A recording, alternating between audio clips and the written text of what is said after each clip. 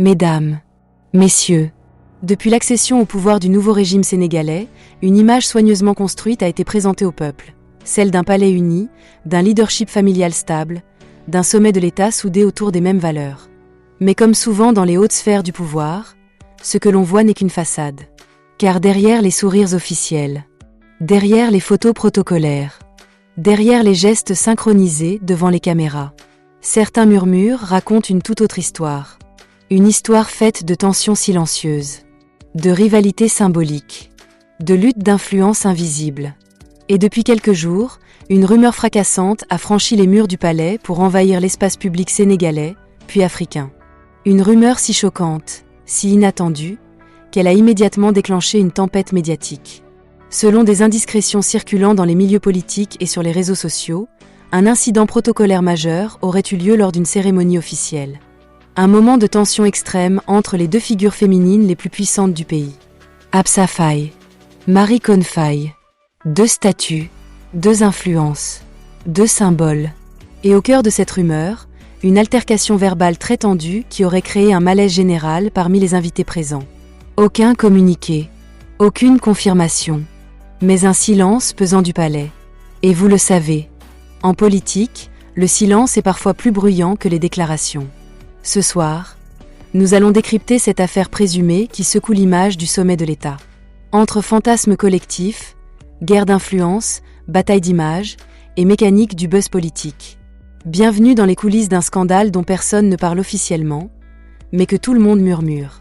Retrouve-moi tout juste après le générique pour plus de détails sur cette nouvelle rumeur qui secoue tout le pays entier.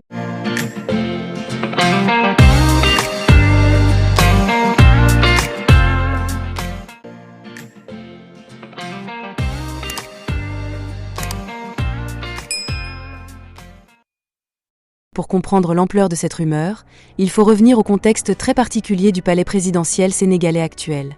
Contrairement aux configurations classiques, la présence de deux premières dames crée une dynamique inédite dans la communication du pouvoir. Dès le début du mandat, l'opinion publique s'est interrogée. Comment seront répartis les rôles ? Qui représentera le président lors des grandes causes sociales ? Qui incarnera l'image féminine du régime à l'international ? Au départ, tout semblait parfaitement maîtrisé. Apparitions publiques coordonnées, événements caritatifs distincts, communication visuelle équilibrée. Le palais donnait l'image d'une cohabitation harmonieuse. Mais dans les sphères politiques, certains observateurs évoquaient déjà des ajustements protocolaires délicats en coulisses. Rien de conflictuel officiellement, mais des sensibilités à gérer. Puis survient cette fameuse cérémonie. Un événement prestigieux réunissant autorités politiques, diplomates étrangers, leaders religieux et représentants de la société civile. Un moment hautement symbolique, retransmis, photographié, analysé. Selon plusieurs récits relayés anonymement sur les réseaux, tout bascule lors de l'entrée protocolaire. Un détail attire l'attention, l'ordre de placement. Qui se tient à droite du président ? Qui salue en premier ? Qui reçoit les honneurs protocolaires prioritaires ? Dans les codes du pouvoir, ces détails sont loin d'être anodins. Ils traduisent une hiérarchie symbolique. C'est précisément à ce moment, selon la rumeur, qu'un échange verbal tendu aurait eu lieu en marge de la scène officielle. Certains témoins parlent d'un désaccord discret. D'autres évoquent un malaise perceptible dans les attitudes. Mais très vite, Internet déforme, amplifie, dramatise. Des versions plus sensationnelles apparaissent. On parle de rivalité ouverte, de tensions accumulées depuis des mois, de lutte d'influence autour des œuvres sociales. Certains vont encore plus loin en évoquant des clans internes au palais, soutenant chacune des premières dames. Mais là encore, aucune preuve tangible. Pas de vidéo, pas d'audio, pas de déclaration officielle. Et pourtant, la rumeur prospère. Pourquoi ? Parce que médiatiquement, l'histoire est puissante.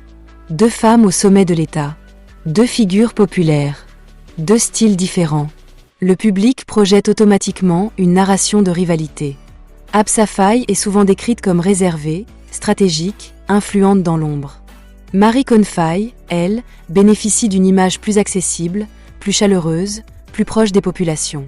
Deux perceptions médiatiques qui alimentent comparaison, puis opposition fictive. Les créateurs de contenu s'emparent alors du sujet. Titre choc, miniature dramatique, montage suggestif. La machine du buzz est lancée. Des millions de vues se construisent non pas sur des faits, mais sur des suppositions scénarisées. Certains analystes parlent même d'une télé-réalisation de la politique africaine moderne. Le pouvoir devient spectacle. Le protocole devient intrigue. Les premières dames deviennent personnages narratifs. Mais derrière le sensationnel, il y a aussi des enjeux sérieux. L'image d'un palais divisé, même par rumeur, peut fragiliser la perception de stabilité du régime. C'est pourquoi le silence officiel peut être stratégique. Ne pas réagir pour ne pas légitimer la rumeur. Laisser le buzz mourir seul. Pendant ce temps, les apparitions publiques continuent normalement. Photos conjointes. Cérémonies partagées. Sourires officiels. Comme pour démentir sans parler. Mais paradoxalement, plus le palais se tait, plus Internet parle. Car à l'ère numérique, l'absence d'information est immédiatement comblée par l'imagination collective. Aujourd'hui encore, aucune source crédible n'a confirmé l'existence d'une altercation physique ou d'un incident grave. Ce qui existe réellement, c'est une rumeur virale, un emballement médiatique, une fascination populaire pour les coulisses du pouvoir, et une question qui demeure. Sommes-nous face à une simple fiction sociale amplifiée par les réseaux, ou à des tensions réelles soigneusement contenues par la discipline protocolaire du palais? Difficile à dire. Mais une chose est certaine. Dans les hautes sphères du pouvoir, les batailles les plus intenses ne sont pas toujours publiques. Elles se jouent dans les regards, dans les silences, dans les symboles, et parfois, dans ce que personne ne filme.